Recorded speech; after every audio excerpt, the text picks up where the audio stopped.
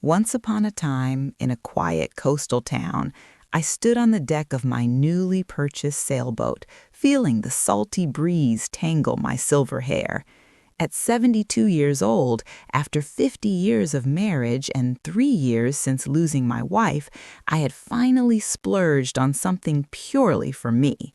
This modest 30-foot vessel, christened Second Wind, cost me $8,000 from my lifetime savings, every dime scrimped from skipping vacations, mending clothes instead of buying new, and working odd jobs even in retirement. But it was mine, a floating haven where I could chase sunsets, fish in peace, and rediscover the joy of solitude on the open water. I ran my hand along the polished wheel, smelled the fresh varnish, and felt a rush of independence I hadn't known since my youth. This was my escape, my adventure, my freedom. That afternoon, as I unpacked my few essentials, a cooler, some fishing gear, a stack of old novels, the phone buzzed in my pocket. It was my son, Michael, calling. I smiled, assuming he'd want to hear about my maiden voyage. He'd grumbled about the boat from the start. "Dad, it's a money pit. Stay on land near us." Near them, not with me, close enough to summon when convenient. "Hey, Dad, great news," he said without preamble, his voice booming with that self-assured tone he'd picked up since marrying into money.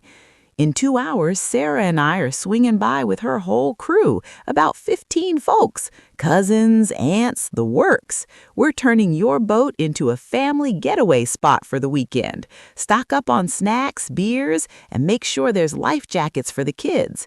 Oh, and prep the bunks. We'll crash aboard." The world tilted like a rogue wave.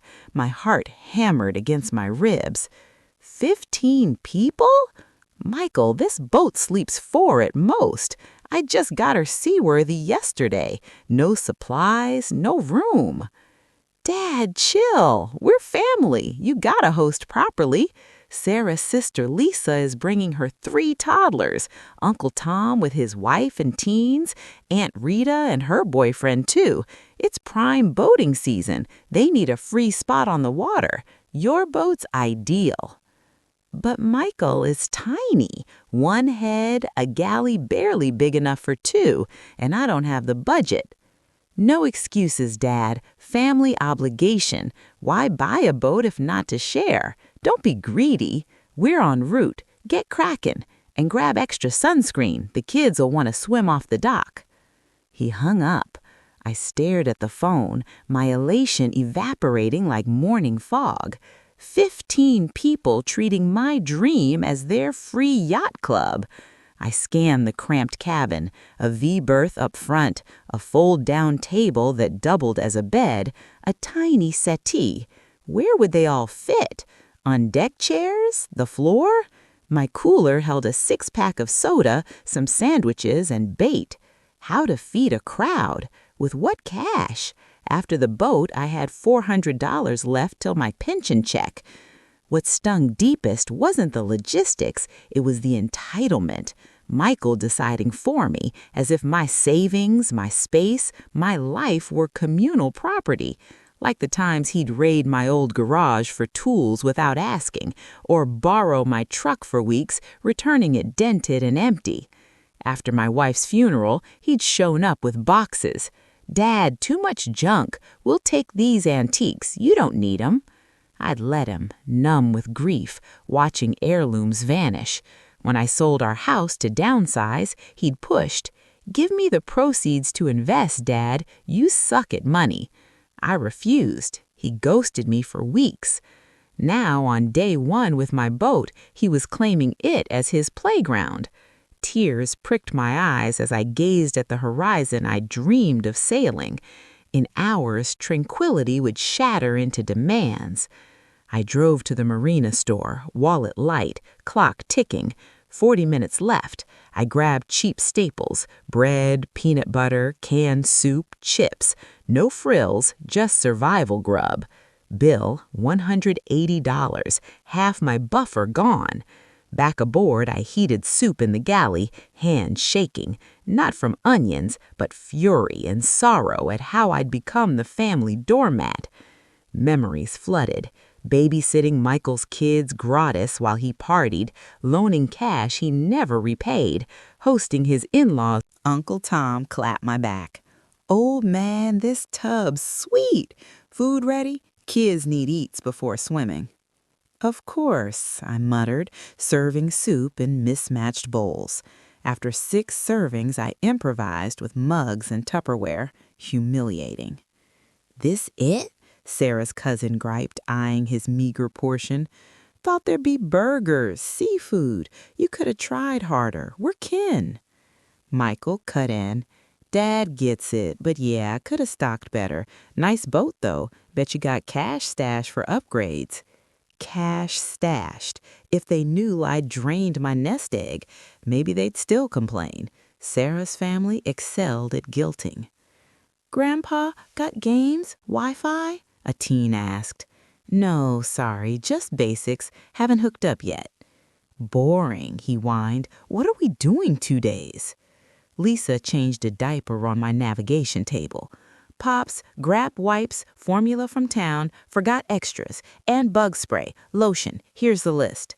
The list, endless. Diapers, snacks, meds, $150 easy. My last $150. "Lisa, funds are tight post-boat." "Oh, Pops, drama queen. Basics won't bankrupt you. For family." Tom raided my cooler. "Where's space for our brews? Move your junk." He rearranged, shoving my stuff aside. "And bunks? Rita and I need the main, back issues." My berth, my sanctuary with the porthole view, assigned away without a word. Kids stormed the deck, trampling my coiled lines, knocking over tackle. "Careful," I called. "Relax, Pops, they're kids," Michael yelled. "Let 'em play. That's why we came. Freedom on water." Freedom for them, servitude for me. Sarah cornered me in the galley. "Dad, try harder to welcome us. Boat feels stingy, like you resent company. Be grateful. We're bonding." Grateful for invasion, bills, chaos in my haven? That night, crammed on a deck chair while they snored below, I stared at stars, pondering lost control. Bit by bit, yeses when I meant no, prioritizing them over me, confusing use for love. Dawn broke with cries. Lisa's baby wailed, rousing the horde. Tom rummaged my galley. "Coffee? Milk for cereal?" "No cereal," I said. "What? Kids need breakfast." "Toast, maybe," I offered, my last bread. "For 15? Better town run for real food. Hurry, hunger rising." Lisa dumped soiled clothes. "Wash these. Baby mess. Easier here than lugging home." Kids swarmed. "Hungry, Grandpa." Parents lounged, expecting magic.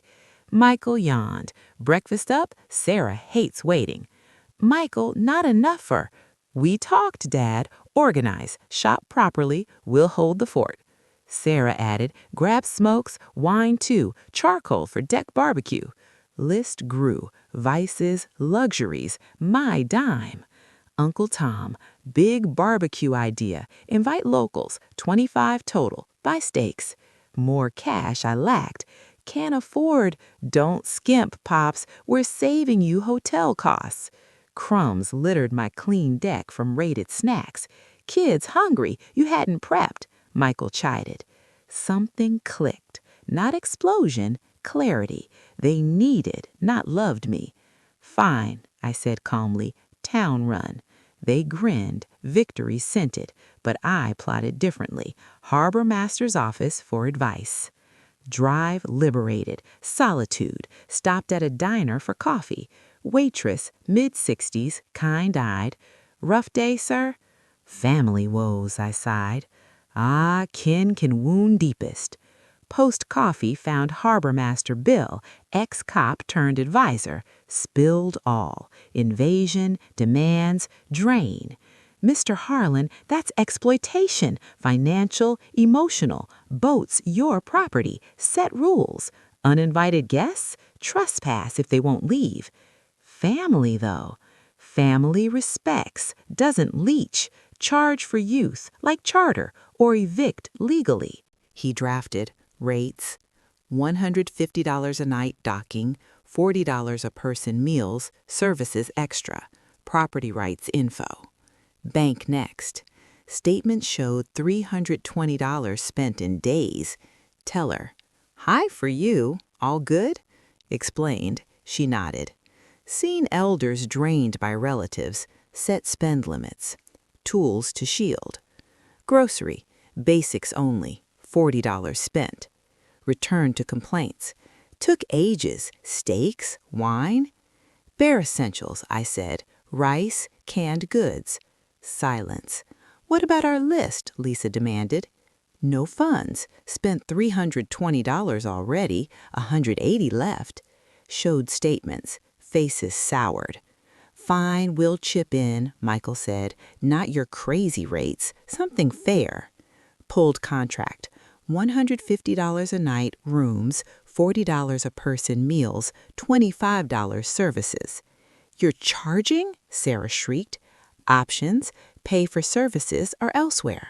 Explosion. Yells, guilt, threats. Dad's gone mad. What would Mom say? We'll tell everyone you're greedy. Invisible shield held. Mom taught self-worth. Love's reciprocal, not extraction. Tom intimidated. Outnumbered, old man, not wise. Threat in my home? Unfazed. Lisa wailed. Cruel! Kids need this. Kids need responsible parents, not my bailout. Salvation. Dock neighbor Ellie, 65, with fresh-caught fish. New boat owner? Welcome. Oh, company? Relatives, I said. She sensed tension. Big group, costly. They pitching in? Awkward hush. Not? Shame. My kids always cover when visiting. Fair's fair. We're family, Michael muttered. All the more. Family protects elders. Her words pierced, stranger validating my stand. Over tea, Ellie whispered. They seem here for free ride, not love. Obvious? Lifelong eyes see. My brother endured same. Set boundaries. Drama first, respect later. Back aboard, consensus. $150 total for all, whole stay. Ellie chuckled. Cheapest charter's $100 a night per room. Math don't add. Except, I said. Smiles. Then, with contract, floor sleeping, 1 rice meal a day, timed head access. Absurd, Michael roared. Sign or alternatives. Ellie clapped. Clear terms, smart. Stay out, Sarah snapped. Family matter? Treat kin better. Ellie left, offering backup. Neighbors watch out here. Silence. Guilt tries. Your wife loved us. She'd hate this. She'd want me respected. Intimidation. Alone versus us, not smart. Threats confirm you use, not love. Kids entered. Why yelling? Adult talk. Play on. Hungry. No parent moved. Your kids. Kitchen has basics. Cook. We can't, Lisa whined. Learn or town eats. Michael stood. Enough, Sarah. Pack. Leaving. Where? Panic. Anywhere but here. Chaos. Packing, loading. Sad but relieving. Dad, you'll regret this. You've ruined family, Michael said. No, reclaimed dignity. Love versus use. They drove off. Peace descended. That night, Ellie dined aboard. Grilled fish, stories. Regrets? Free at last. 6 months on, boat my true home. Sailed solo, joined fishing club, painted sunsets. Michael calls for favors. Cash, storage, fixes. Sorry, son, can't. Anger, pleas, silence. Learned, love sets limits. Generosity without reciprocity drains. True family gives back. Never too late for a second wind. This morning I cast off at dawn, coffee in hand, waves lapping, free, strong, like my sails in the breeze.